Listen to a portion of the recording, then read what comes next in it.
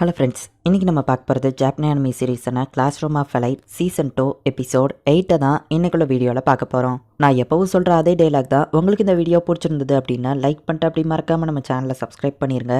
ஏன்னா நீங்கள் சப்ஸ்கிரைப் பண்ணி சப்போர்ட் பண்ணீங்க அப்படின்னா தான் என்னால் டெய்லியும் சேர்ஃபுல்லாக வீடியோஸ் போட முடியும். சரி வாங்க நம்ம வளவலன்னு பேசாமல் இன்னைக்குள்ள கதைக்குள்ளே போக ஆரம்பிக்கலாம். இன்றைக்கி நம்ம பார்க்க போகிறது class room of elite season 2 episode 8.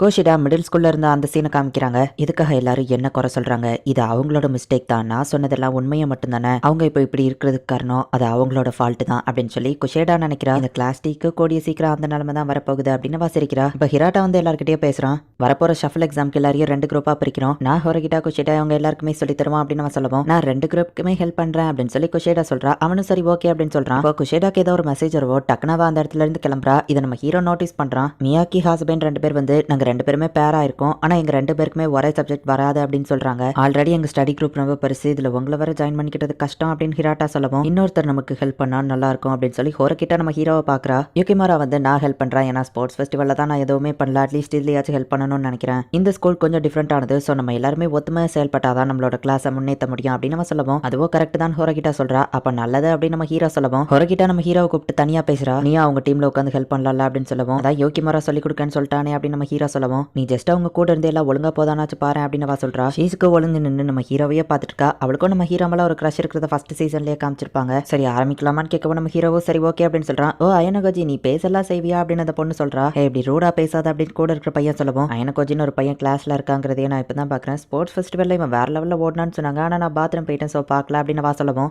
ஆமா அயனகோஜி ஸ்போர்ட்ஸ் ஃபெஸ்டிவல்ல பின்வாங்கின மாதிரி இந்த ஸ்டடீஸ்ல பின்வாங்காத, நீ நல்லா படிப்பேன்னு ஹோரகிட்டா சொன்னான்னு சொல்லவும், எனக்கு ஜஸ்ட் நல்ல மெமரி பவர் அவ்வளவுதான் அப்படின்னு நம்ம ஹீரோ சொல்றான். எனக்கு முன்னாடியே ஆர்டர் பண்ணணுமா, எனக்கு இப்பவே கேக் வேணும் அப்படின்னு சொல்லி சி கிளாஸ் பையன் ஒருத்தர் சண்டை போட்டுட்டு இருக்கான். இவங்க எல்லாரும் அதை பாக்குறாங்க. ஆமா கேக்குன்னு தான் ஞாபகம் வருது, நெக்ஸ்ட் வீக் எனக்கு பர்த்டே இல்ல அப்படின்னு நம்ம ஹீரோ நினைக்கிறான். அந்த 2 பேருமே ஒரே மிஸ்டேக்கை தான் பண்ணி வச்சிருக்காங்க. இப்படியே போனா நீங்க பாஸ் பண்ணிடலாம்னு யோகிமரோ சொல்லவும், ஒருவேளை புக்ல இல்லாத கொஸ்டினை கேட்டுட்டா அப்படின்னு அந்த பொண்ணு கேட்கறா. டீச்சர்ஸ் கொஸ்டினை செக் பண்ணி தான் தருவாங்க, சோ இன்னும் அப்ராப்ரியேட்டா இருந்தா நமக்கு தரமாட்டாங்க அப்படின்னு நம்ம ஹீரோ சொல்றான். இப்போ ஹோரகிட்டாவும் நம்ம ஹீரோவும் ஒன்னா நடந்து போயிட்டு இருக்காங்க. ஸ்டடி குரூப்ல எப்படி போகுது, ஹோரகிட்டாலாம் என்ன பண்றா அப்படின்னு நம்ம ஹீரோ கேட்கவும், எல்லாம் நார்மலா தான் போயிட்டு இருக்கு. ஹோரகிட்டாவோட பிஹேவியர்லயும் எந்த சேஞ்சஸும் இல்ல அப்படின்னு சொல்றா. சரி ஓகே நம்ம பிளான் பண்ணபடியே ஒரு செட் ஆஃப் கொஸ்டின்ஸ் ரொம்ப டஃபாவும் அவுட் ஆஃப் சிலபஸ் பட் ட்ரிக்கியான கொஸ்டினா இருக்கணும், அந்த மாதிரி எடுத்து வைங்க அப்படின்னு நம்ம ஹீரோ சொல்றான். ஓகே கொஸ்டின் ப்ராக்ரஸ் எல்லாம் நல்லா தான் போயிட்டு இருக்கு அப்படின்னு சொல்லவும், என்னாலும் சரி குஷிடாக்கு மட்டும் நம்ம கொஸ்டின் பேப்பர் தெரியக்கூடாது அப்படின்னு சொல்லி நம்ம ஹீரோ சொல்றான். ஹிராட்டாவும் நானும் அதை பார்த்துக்கிட்டோம் அப்படின்னு ஹோரகிட்டா சொல்றா. அப்ப நம்ம ஹீரோக்கு ஒரு மெசேஜ் வருது. ஹே மாஸ்டர் மைண்ட் நீ யாரு அப்படிங்கிற மாதிரி ரியவன் கிட்ட இருந்து மெசேஜ் வந்திருக்கு.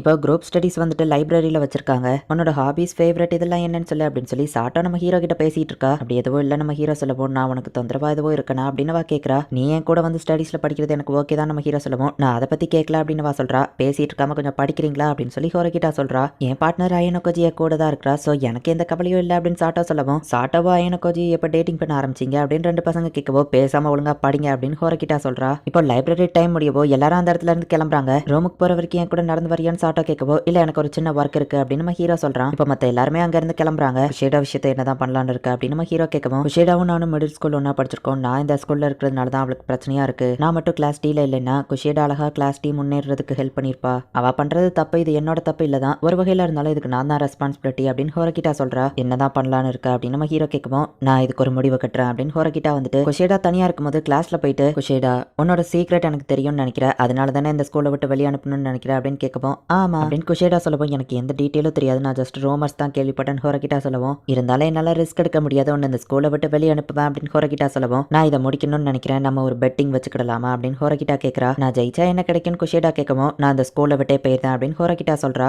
ஒருவேளை அப்ப நான் தோத்தா அப்படின்னு குஷேடா கேட்கவும், என் வழியில குறுக்க வரக்கூடாது அப்படின்னு ஹோரகிட்டா சொல்றா. சரி என்ன பெட்டிங்னு கேட்கவும், வரப்போற எக்ஸாம்ல யாரு ஹையஸ்ட் ஸ்கோர் வாங்குறாங்களோ அவங்க வின் பண்ணதா அர்த்தம், நம்மளோட இண்டிவிஜுவல் ஸ்கோர்ஸை வச்சா, ஆனா நீ என்ன விட நல்லா படிப்ப, இது நியாயமே இல்லையா அப்படின்னு குஷேடா கேட்கவும், அப்படின்னா உனக்கு எது நல்லா வருமோ அந்த குறிப்பிட்ட ஒரு சப்ஜெக்ட்டை சூஸ் பண்ணு அப்படின்னு ஹோரகிட்டா சொல்லவோ, ஒருவேளை நீ இந்த பெட்டிங்கை ஏமாத்திட்டேன்னா அப்படின்னு கேட்கறா. அதுக்கு தான் விட்னஸ் ஒருத்தரை கூப்பிட்டுருக்கேன் அப்படின்னு சொல்றா. பார்த்தா ஹோரகிட்டாவோட அண்ணன் வரா. என்ன குஷேடா எப்படி இருக்க அப்படின்னு கேட்கவும், என்ன ஞாபகம் இருக்கானவா கேட்கறா. என்னோட பிரதர் மேல உனக்கு ஓரளவுக்கு ட்ரஸ்ட் இருக்குன்னு தெரியும், சோ என்னோட பிரதர் இதுல விட்னஸா இருப்பான் அப்படின்னு ஹோரகிட்டா சொல்றா. அவங்க தங்கச்சி தோத்து போனா ஸ்கூலை விட்டு வெளியே போயிருவா அப்படின்னு சொல்லவும், நான் ஜஸ்ட் இதுக்கு விட்னஸா தான் வந்திருக்கேன், அவ தானே இந்த பெட்டிங்க்கு ஒத்துக்கிட்டா, சோ தோத்தா அவ தான் அதுக்கான கான்சிக்வன்சஸ் அனுபவிக்கணும் அப்படின்னு அவன் சொல்றான். சரி அப்படின்னா ஓகே மேக்ஸ் எக்ஸாம் நீ தானே ஒரு சப்ஜெக்ட் சூஸ் பண்ண சொன்ன, மேக்ஸ்ல யார் ஹை ஸ்கோர் வாங்கலாம்னு பார்க்கலாம் அப்படின்னு சொல்றா. அவங்க 2 பேருமே ஒத்துக்கிடுறாங்க. யாராச்சும் இதுல வார்த்தையை தவறுனீங்கன்னா அதுக்கான கான்சிக்வன்சஸ் அனுபவிப்பீங்க அப்படின்னு சொல்லி அவங்க அண்ணா அங்க இருந்து கிளம்புறான். அப்புறம் அயனகோஜி நேர்ல மீட் பண்ணலாமா, இவ்வளவு நேரம் அவன் போன்ல கேட்கறது எனக்கு தெரியாதுன்னு நினைச்சியா அப்படின்னு குஷேடா சொல்றா. நம்ம ஹீரோவில் நேர்ல வந்து மீட் பண்றான். எனக்கு இன்னொரு கண்டிஷனும் இருக்கு. ஒருவேளை நான் இந்த காம்படிஷன்ல ஜெயிச்சிட்டோம்னா அயனுக்கோ ஜியோ ஸ்கூலை விட்டு வெளியே போனா அப்படின்னு வா சொல்லவும் அவனையே தேவையில்லாம இழுக்கிற அப்படின்னு ஹோரகிட்டா கேட்கறா.